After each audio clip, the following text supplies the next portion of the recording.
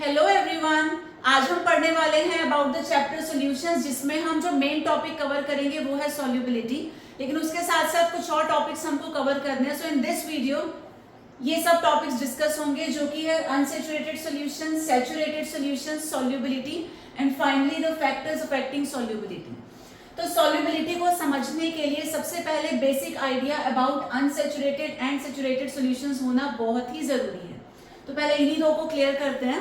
Now let us suppose कोई इंसान है जिसे बहुत ज्यादा भूख लगी है, तो उस भूखे इंसान को हम लोग कंपेयर कर सकते हैं विद अनसैचुरेटेड सॉल्यूशंस।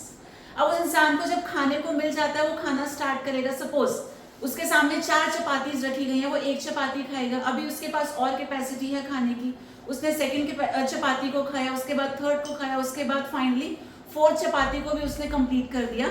उसके बाद उसका पेट पूरा भर चुका है। अब वो 4 चपाती से ज्यादा नहीं खा सकता। अब उसके सामने कितनी भी अच्छी डिशेस रखी हों, क्योंकि पेट पूरा भर चुका है तो कुछ खाने की हिम्मत होगी ही नहीं। तो ऐसे ही हमारे पास होते हैं अनसैचुरेटेड एंड सैचुरेटेड सॉल्यूशंस। तो जो भूखा इंसान है वो हो सकता है अनसैचुरेटेड सॉल्यूशन, और जब उस इंसान का पेट पूरी तरीके से भर गया है तो उसे हम रिलेट कर सकते हैं विद सैचुरेटेड सॉल्यूशंस। अब डिस्कस कर लेते हैं। सपोज एक कंटेनर में हमने एक लिक्विड लिया, तो let us say we have 1 litre of water. ये उस इंसान की तरह हो गया, भूखा इंसान जो है। अब इस पानी में हमने ऐड करना स्टार्ट कर दिया सॉल्ट। आप सबको पता है salt can dissolve into water. तो पहले हमने 1 टीस्पून सॉल्ट लिया, उसको पानी में ऐड करके डिसॉल्व किया, वो पूरा का पूरा डिसॉल्व हो जाएगा। भूखे इंसान ने खाना खा लिया। अब आप थोड़ा सा और सॉल्ट लो, उसे पानी में डिसॉल्व करो। Similarly keep on adding. तो 4 या 5 टीस्पून जब आप ऐड करोगे तब salt will keep on dissolving. उसके बाद थोड़ा और भी ऐड होगा, लेकिन फाइनली एक ऐसी स्टेज आएगी जहां पे आप एक पिंच भी एक्स्ट्रा ऐड कर दोगे तो सॉल्ट विल स्टॉप डिसॉल्विंग और सिंपली वो जाकर के साइड में कहीं सेटल हो जाएगा।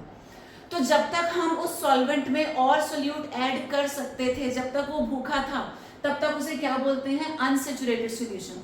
और ऐड करते करते करते फाइनली जब पेट भर जाएगा और ज्यादा सोल्यूट डिसॉल्व होना कंप्लीटली बंद हो जाएगा, तब उसको हम बोल देते हैं सैचुरेटेड सॉल्यूशन। उसके बाद अनसैचुरेटेड से सैचुरेटेड बनाने तक की जो जर्नी है, भूखे इंसान का पेट भरने तक की जो जर्नी है, उसमें जितना भी खाना उसने खाया या जितना भी मैक्सिमम सॉल्यूट उसके अंदर डिसॉल्व हुआ, उसको हम बोलते हैं सॉल्युबिलिटी। जैसे एग्जांपल अभी हमने लिया था कि उस इंसान ने 4 रोटी खाई, 4 चपातीस खाई, तो वहां पे चपातीस की सॉल्युबिलिटी कितनी हो गई, 4। तो ऐसे ही जब हम सॉल्ट को वाटर में ऐड करने की बात कर रहे हैं, तो वाटर की क्वांटिटी हमने फिक्स कर रखी है 1 लीटर। अब जितना मैक्सिमम सॉल्ट इसके अंदर डिसॉल्व हो सकता है, मान लेते हैं टोटल यहाँ पे 10 ग्राम सॉल्ट डिसॉल्व हो रहा है, तो ये जो 10 ग्राम है इसको हम क्या बोल देंगे, solubility of this particular salt. Salt की जगह कुछ और लेंगे, मान लेते हैं हम शुगर ले लेते हैं, तो हो सकता है सेम अमाउंट ऑफ वाटर में 30 ग्राम शुगर डिसॉल्व हो गई फॉर एग्जाम्पल। ठीक है, तो अब हम बोलेंगे कि शुगर की जो सॉल्युबिलिटी है वो है 30 ग्राम्स। तो ये 3 टर्म्स रिलेटेड हैं।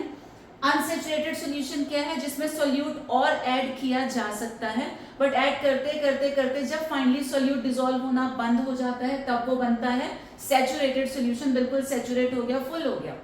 तो इस अनसैचुरेटेड को सैचुरेटेड बनाने के लिए जितना भी मैक्सिमम क्वांटिटी हम किसी भी सोल्यूट की ऐड करते हैं, उस क्वांटिटी को बोला जाता है सॉल्युबिलिटी। और ये अलग अलग सब्सटेंसेस के लिए अलग अलग होती है। जैसे आप अपने एग्जाम्पल अगर ले, खाने में सामने क्या है, डिपेंड्स। पिज्जा, बर्गर या आपका कुछ भी फेवरेट रखा है तो आप ज्यादा खा सकते हैं, भूख से भी ज्यादा कई बार हम खा लेते हैं। और वहीं मम्मी ने अगर लौकी, तोरी, टिंडे ये सब बना दिए तो क्या होता है, भूख ऑटोमेटिकली कम हो जाती है। तो ऐसे सॉल्यूट टू सॉल्यूट या सब्सटेंस टू सब्सटेंस वेरी करता है कि किस सब्सटेंस की सॉल्युबिलिटी कितनी होगी। इसके बाद अगर हम बात करें फैक्टर्स अफेक्टिंग सॉल्युबिलिटी की, तो बेसिकली फैक्टर्स हमारे पास होते हैं 3।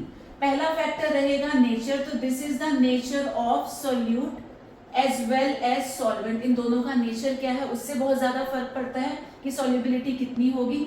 नेक्स्ट आता है टेम्परेचर और थर्ड आता है प्रेशर। अब nature of solute and solvent, वही खाने के एग्जांपल अगर ले लें, कौन इंसान खा रहा है प्लस उसके सामने क्या रखा हुआ है, डिपेंड्स। अगर आपको पिज्जा पसंद है तो आप पिज्जा ज्यादा खा लेंगे, लेकिन आपके सामने लौकी रख दी जाए तो वहां क्या होगा, ऑटोमेटिकली सॉल्युबिलिटी या भूख आपकी कम हो जाएगी उसको देखते। तो नेचर में प्रॉपर लैंग्वेज में बात करें तो यहाँ पे हम बोल सकते हैं लाइक डिसॉल्व्स लाइक। ठीक है, अब इसका मतलब क्या हुआ कि अगर हम किसी पोलर सोल्यूट को पोलर सॉल्वेंट में डिसॉल्व करते हैं तो बहुत अच्छे से डिसॉल्व हो जाएगा, या फिर अगर हम किसी नॉन पोलर वाले को नॉन पोलर में डिसॉल्व करते हैं तो उसकी सॉल्युबिलिटी भी बहुत अच्छी खासी होगी। लाइक डिसॉल्व्स लाइक, तो पोलर वाला डिसॉल्व होगा पोलर में और नॉन पोलर वाला डिसॉल्व होगा नॉन पोलर में। पोलर नॉन पोलर में डिसॉल्व नहीं हो पाएगा, होगा भी तो बहुत कम अमाउंट में होगा। सिमिलरली नॉन पोलर वाला पोलर में या तो बिल्कुल डिसॉल्व नहीं होगा या होगा भी तो बहुत ही कम होगा, नाम मात्र, ठीक है। तो इसीलिए क्या होता है, कॉन्सेप्ट हमेशा सॉल्युबिलिटी के लिए यही होता है, लाइक डिसॉल्व्स लाइक।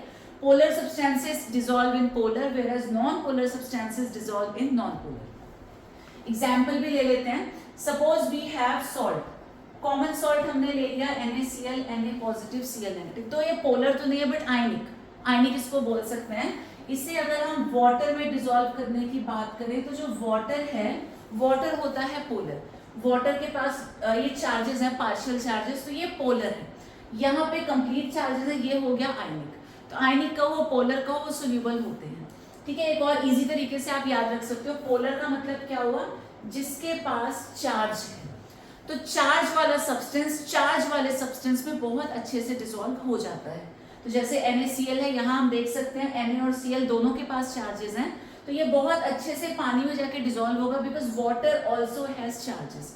ऑक्सीजन के पास पार्शियल नेगेटिव चार्ज होता है, हाइड्रोजन के पास पार्शियल पॉजिटिव चार्ज होता है, तो NaCl can easily dissolve into water. On the other hand, अगर हम सॉल्ट की जगह पे यूरिया को वाटर में डिसॉल्व करने की कोशिश करें, यूरिया एक हमारा कोवेलेंट कंपाउंड है, ऑर्गेनिक है, इसके पास चार्जेस नहीं होते, कंपैरेटिवली नहीं होते, तो ये जो है वाटर में जाके उतने अच्छे से डिसॉल्व नहीं होगा, इसकी सॉल्युबिलिटी सॉल्ट के कंपैरिजन में काफी कम होगी। इसी तरीके से अगर हम सॉल्ट को डिसॉल्व करना चाहें बेंजीन में या हम ईथर ले लेते हैं, तो ये दोनों कैसे हैं, ये दोनों होते हैं नॉन पोलर सॉल्वेंट्स। लेकिन सॉल्ट कैसा है, तो आयनिक है, पोलर है, चार्जेस हैं इसके पास, तो सॉल्ट इन दोनों में डिसॉल्व नहीं हो पाएगा। तो केमिस्ट्री में या जब भी हम सॉल्युबिलिटी की बात करते हैं तो आपको हमेशा याद रखना है, कॉन्सेप्ट होता है लाइक डिसॉल्व्स लाइक।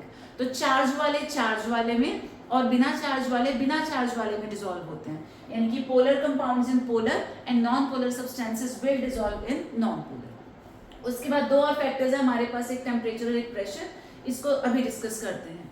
अब उन्हीं फैक्टर्स को थोड़ा डिटेल में समझने की कोशिश करते हैं। तो we have those three factors, nature of solute and solvent, उसके बाद टेम्परेचर और तीसरा आता है प्रेशर। तो जब हम सॉल्यूशंस में सॉल्युबिलिटी की बात कर रहे हैं, मेनली हम इन दो सॉल्यूशंस को डिस्कस करेंगे, when a solid is dissolved in a liquid and when a gas is dissolved in a liquid. दोनों ही केसेस में जो हमारा सॉल्वेंट है वो लिक्विड है, यानी कि हम लिक्विड सॉल्यूशंस की बात कर रहे हैं। सॉल्वेंट हमें लिक्विड लेना है, एक बार उसमें हम सॉलिड को डिसॉल्व कर रहे हैं और सेकेंडली उसमें हम गैस को डिसॉल्व कर रहे हैं। लेट अस सी कि ये फैक्टर्स वहां पे कैसे अफेक्ट करते हैं। Now when a solid is dissolved in a liquid, for example salt is dissolved in water, तो अगर नेचर की बात करेंगे तो अभी हमने डिस्कस किया था कॉन्सेप्ट क्या रहता है सॉल्युबिलिटी का, लाइक डिसॉल्व्स लाइक। तो चाहे हम सॉलिड को लिक्विड में डिसॉल्व करें या हम गैस को लिक्विड में डिसॉल्व करें, कॉन्सेप्ट यही काम करेगा, लाइक डिसॉल्व्स लाइक। तो पोलर वाला पोलर में अच्छे से डिसॉल्व होगा और नॉन पोलर वाला नॉन पोलर में। तो इसका एग्जाम्पल तो डिस्कस हमने कर ही लिया था कि अगर NaCl हमारे पास है, ये वाटर में बहुत अच्छे से डिसॉल्व होगा, लेकिन अगर बेंजीन या ईथर में डिसॉल्व करते हैं तो उतना प्रॉपरली या बिल्कुल इसकी सॉल्युबिलिटी जीरो ही हो जाएगी। सेम होता है गैस के केस में, जब हम किसी गैस को लिक्विड में डिसॉल्व करते हैं तो वहां भी लगभग ऐसा ही कॉन्सेप्ट रहता है। तो अगर हम HCl को डिसॉल्व करना चाहें वाटर में तो इसकी सॉल्युबिलिटी काफी ज्यादा होती है।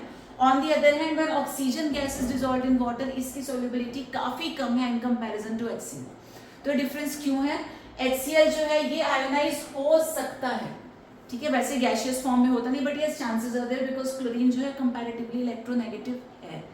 तो ये जो है पोलर की कैटेगरी में आ गया, therefore it's solubility in water is more. तो इन दोनों को ही हम पानी में डिसॉल्व करके देख रहे हैं।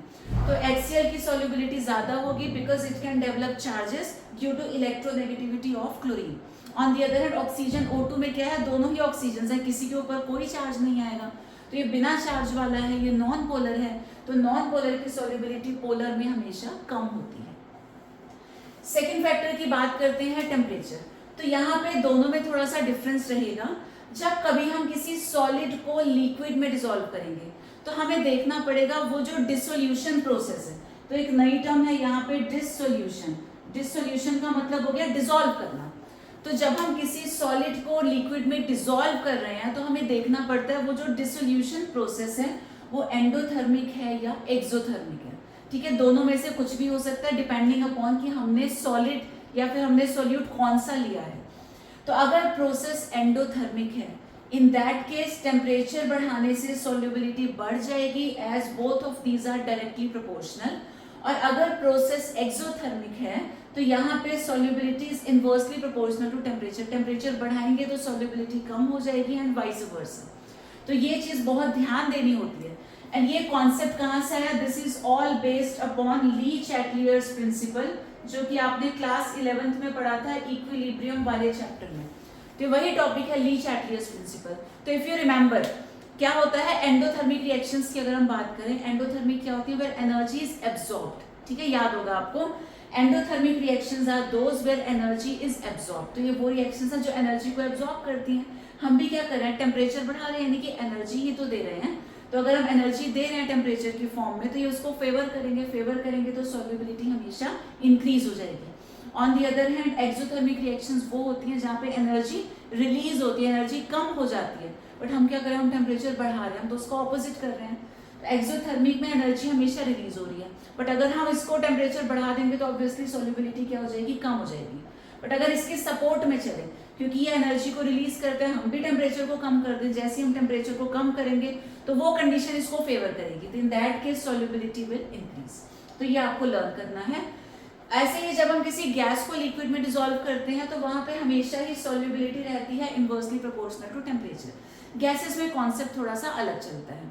देखो बात हो रही है सॉल्युबिलिटी की, तो हमने कोई एक लिक्विड लिया, इसमें हम गैस को डिसॉल्व करने की बात कर रहे हैं। अब गैस अपने आप आकर के लिक्विड में खुद तो डिसॉल्व हो नहीं जाएगी, ठीक है, अपने आप कोई काम नहीं होता। तो गैस का लिक्विड में डिसॉल्व होने का रीजन क्या होता है? इन दोनों के बीच में अट्रैक्शन। क्लियर? तो अगर गैस और वाटर में अट्रैक्शन होगा तभी ये गैस जाकर के उसमें डिसॉल्व हो रही होगी। तो मान लेते हैं अट्रैक्शन था तो जो भी गैस हमने ली वो पानी में जाकर के डिसॉल्व होगी। अब हम टेम्परेचर को बढ़ा देते हैं, तो जैसे हमने इस सोल्यूशन को हीट करना स्टार्ट किया, हीट करने से क्या होता है? मॉलिक्यूल्स का मूवमेंट बढ़ जाता है। जैसे मॉलिक्यूल्स की स्पीड बढ़ेगी, वो एक दूसरे से दूर जाएंगे तो इनके बीच का अट्रैक्शन ब्रेक हो जाएगा। अट्रैक्शन ब्रेक होगा तो ऑटोमेटिकली जो सॉल्युबिलिटी है वो कम हो जाएगी। ठीक है, तो यहाँ पे सॉल्युबिलिटी हमेशा आएगी इनवर्सली प्रोपोर्शनल टू टेम्परेचर, क्योंकि टेम्परेचर बढ़ाने से मॉलिक्यूल्स की स्पीड बढ़ी, मॉलिक्यूल्स दूर दूर गए, बीच का फोर्स ऑफ अट्रैक्शन ब्रेक हो गया तो सॉल्युबिलिटी ऑटोमेटिकली कम हो गई। वेयरएज जब हम सॉलिड को लिक्विड में डिसॉल्व करते हैं तो वी हैव टू चेक कि जो प्रोसेस है वो एंडोथर्मिक है या वो एक्सोथर्मिक है। फाइनली तीसरा फैक्टर आता है प्रेशर। तो जब हम सॉलिड इन लिक्विड की बात करते हैं यहाँ पे प्रेशर का कोई भी इफेक्ट नहीं होता। क्यों नहीं होता? बिकॉज आपको पता है both solids and liquids are incompressible. जैसे सॉलिड है, इसे हम कंप्रेस करने की कोशिश भी करें, थोड़ा सा प्रेशर इस पे लगा दें तो कुछ नहीं होगा। ये जितना स्पेस ऑक्यूपाई कर रहा है अभी भी ये उतना ही करेगा, प्रेशर लगाने के बाद भी उतना ही रहेगा। सिमिलरली लिक्विड्स पे कंप्रेशन का बहुत ज्यादा फर्क नहीं पड़ता, वो भी नेग्लिजिबल होता है। तो क्योंकि दोनों solids as well as liquids incompressible होते हैं, प्रेशर का इन दोनों पे कोई इफेक्ट नहीं है। तो जब हम एक को दूसरे में डिसॉल्व कर भी देंगे प्रेशर का तब भी इफेक्ट नहीं होना, therefore we have written no effect. Whereas जब हम बात करते हैं गैस को डिसॉल्व करने की इनटू अ लिक्विड, वहां कहानी बिल्कुल अलग है। Gases exert pressure and gases are compressible. Gases को हम कंप्रेस कर सकते हैं। तो एक पर्टिकुलर अमाउंट की गैस अगर इतने बड़े कंटेनर में है तो पूरे कंटेनर को ऑक्यूपाई करेगा, लेकिन अगर आप वॉल्यूम को कम कर दो तो गैस कम जगह में भी ऑक्यूपाई हो जाएगी। तो यानी कि gases can be easily compressed, क्योंकि प्रेशर का इफेक्ट गैसेस पे होता है। तो जब हम गैस को लिक्विड में डिसॉल्व करेंगे तो वहां भी प्रेशर का इफेक्ट नजर आना चाहिए। आप समझते हैं? तो इतने बड़े कंटेनर में गैस एक सोल्यूशन है जिसमें लिक्विड में हमने गैस को डिसॉल्व कर दिया। अब क्या होगा? जैसे जैसे हम प्रेशर एक्सर्ट करेंगे वॉल्यूम कम होगी। इससे क्या होगा? जो गैस और वाटर के मॉलिक्यूल्स हैं, जो भी लिक्विड है, दे विल कम क्लोजर। अब वो जितना पास आएंगे इनके बीच का अट्रैक्शन उतना बढ़ जाएगा, और जब अट्रैक्शन बढ़ेगा तो ऑटोमेटिकली सॉल्युबिलिटी बढ़ेगी। ठीक है, तो गैसेस कंप्रेस हो जाती हैं और जितना पास में मॉलिक्यूल्स आएंगे प्रेशर बढ़ाने से सॉल्युबिलिटी उतनी बढ़ जाएगी। So these are the 3 factors and we have discussed कि सॉलिड इन लिक्विड और गैस इन लिक्विड में कैसे ये फैक्टर्स इफेक्ट करते हैं।